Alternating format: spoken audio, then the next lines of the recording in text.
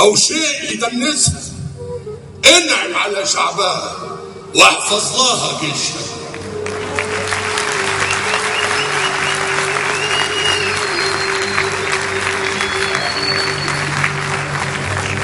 محروسة باسم النبي واسم النبي حرصك.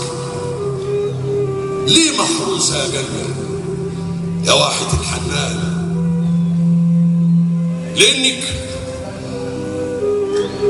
انت واهلك ابر الخلق بالصحبة وبسيد ولد عدنان، عشان ذكرها النبي وذكرها رب العزة في القرآن. يقول تعالى في سورة يوسف: ادخلوا مصر إن شاء الله آمنين. يا أهل الكرم والجود، مش الكرم له ناس، دي مصر فيها كنوز أعظم من الذهب والماس. مصر اللي جاها النبي سيدنا إبراهيم يسعى، وهارون وعيسى وموسى ويوسف الصديق. يا مصر يا حنينة، يا عسل رطب مريم، يا غسلة جرح الحسين والسيدة زينب، يا حضن أولاد النبي، يا كسر أنف الأجنبي.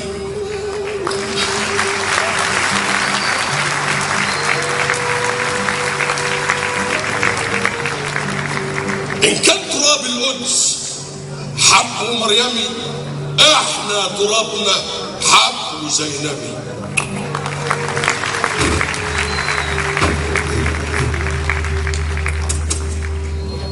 الله عليك، الله عليك، الله على أرض الكنانة، يا حتة بالجنة، يا سندس الأنبياء، يا ورد، يا حنة. أثنى عليك المصطفى وبقيتي في السنة. قال رسول الله صلوات الله وسلامه عليه مخاطبا صحبه: ستفتح عليكم بعدي مصر فاستوصوا بأهلها خيرا، فإن لكم منهم صهرا وذمة. وروي عن عمر رضي الله عنه وأرضاه أن رسول الله صلوات الله وسلامه عليه قال: إذا فتح الله عليكم مصر من بعدي فاتخذوا فيها جندا كثيفا، فذلك الجند هم خير أجناد الأرض.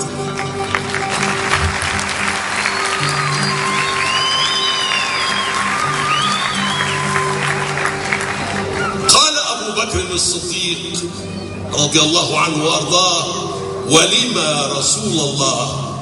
قال الحبيب: لأنهم في رباط إلى يوم القيامة.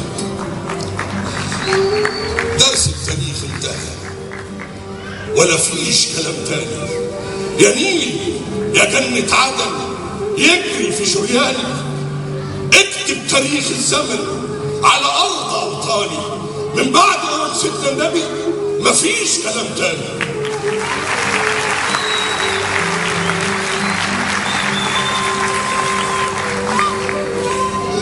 قلبي سجد لله وحفظت قرآني.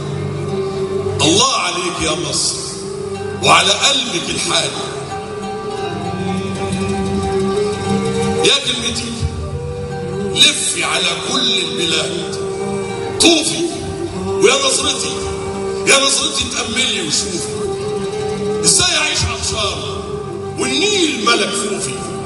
علمت كل البشر والباقي معروف. يا كلمتي لفي زلزلي الدنيا، انا فداء الوطن لو عمري كانت ثانيه. يا رب وبحق الدموع لما اهتديت وبكيت، وبحق صوت الاذان لما نده لبيت. انا قلبي قام اغتسل وبدمعتي اتوضيت ورفعت ايدي للسما وصليت. ارزقنا حب النبي وحب آل البيت. يوم الهادي